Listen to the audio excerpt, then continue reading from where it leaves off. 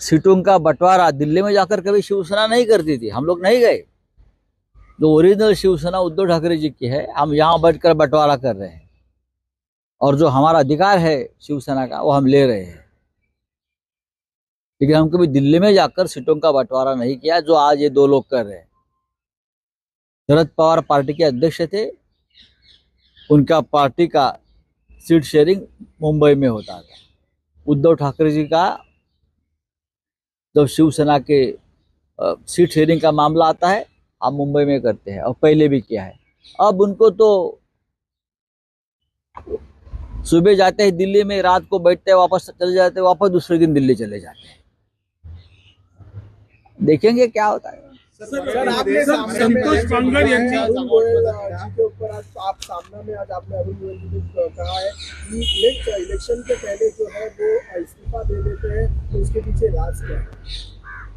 हाँ, राज क्या है बता देना चाहिए ना सरकार ने उसके ऊपर। मैंने पहले भी, अभी नया आदमी बीजेपी का कोई वार्ड अध्यक्षों को वहां लगा देंगे नौकरी को, और क्या कर सकते हैं। अब 2-3 दिन में ढूंढ लेंगे कहीं से एक गुलाम को जो उनकी पूरी तरह से बात मानेगा और पूरा चुनाव कंट्रोल करेगा बीजेपी की तरफ से।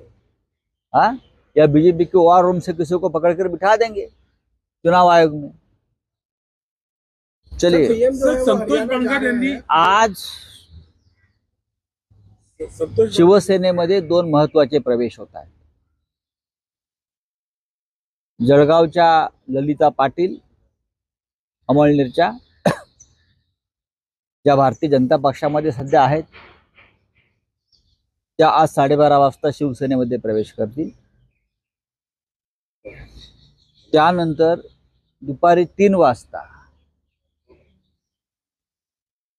डबल महाराष्ट्र केसरी आणि कुस्ती क्षेत्रातील लोकप्रिय नाव सांगलीचे पहलवान चंद्रहार पाटील, जे 2दा महाराष्ट्र केसरी झाले, ते चंद्रहार पाटील आज दुपारी 3 वाजता त्यांच्या हजारो समर्थकांसह शिवसेनेमध्ये प्रवेश करतील। त्यांचं आणि माझं आत्ताच बोलणं झालं। सांगलीतून जवळजवळ 1000 गाड्यांचा ताफा घेऊन ते निघालेले आहेत, भगवे झेंडे लावून। ते दुपारी 3 वाजेपर्यंत मुंबईत पोहोचतील आणि त्यांचा प्रवेश होईल।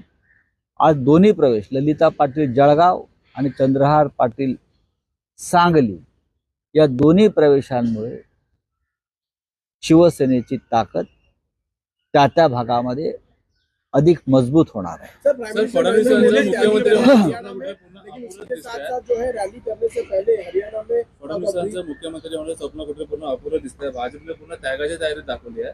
शिंदे गटाला कुठे जागा वाटली त्यांची काही निश्चित नाही मला माहित। सर, भारतीय जनता पक्ष कुठे भारतीय जनता पक्ष राहिला आता, तो भारतीय काँग्रेसच झालेला आहे। तो भारतीय काँग्रेस आहे ना।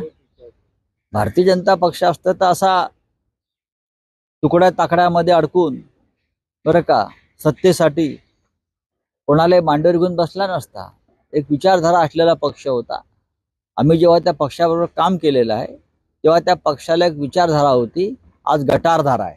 Sir, prime minister Narendra Modi जो है वो रैली करने वाले हरियाणा में, लेकिन उसके साथ साथ वीरेंद्र सिंह और बाकी के लोग जो है वो कांग्रेस में शामिल होने वाले हैं। लेकिन देखा जा रहा है तो जाट वोट्स के लिए ये जो है वो rally prime minister Narendra Modi election के पहले कर। देखिए, नरेंद्र मोदी जब भी कहाँ रैली करते हैं तो वहां उनका जात और धर्म का गणित होता है। राज्य की प्रगति, देश का विकास, सबका साथ, ये मुद्दे नहीं होते। जब भी किसी को प्रवेश देते हैं, चाहे वो भ्रष्टाचारी क्यों ना हो, चाहे व्यभिचारी बलात्कारी क्यों ना हो, उनके पीछे जात और धर्म का गणित होता है। हाँ, तो नरेंद्र मोदी जी, जैसे मैंने कहता हूं, वो देश के प्रधानमंत्री नहीं मानते अपने आप को।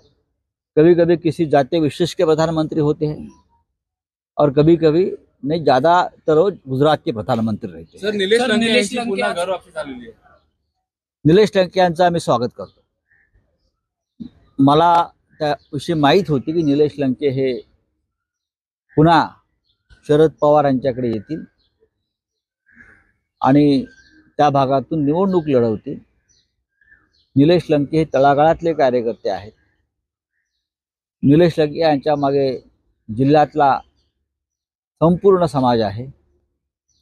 निलेश लंके हे सामान्यांचे प्रतिनिधी आहेत आणि त्यांनी जर आज पुन्हा शरद पवारांकडे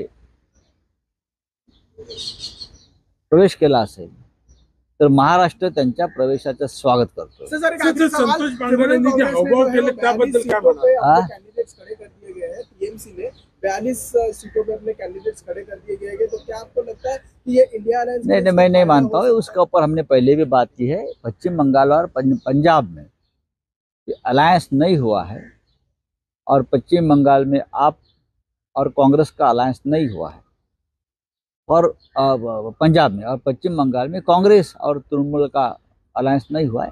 ये कोई इंडिया गठबंधन को झटका नहीं है, ये स्ट्रैटेजिकल मूव है.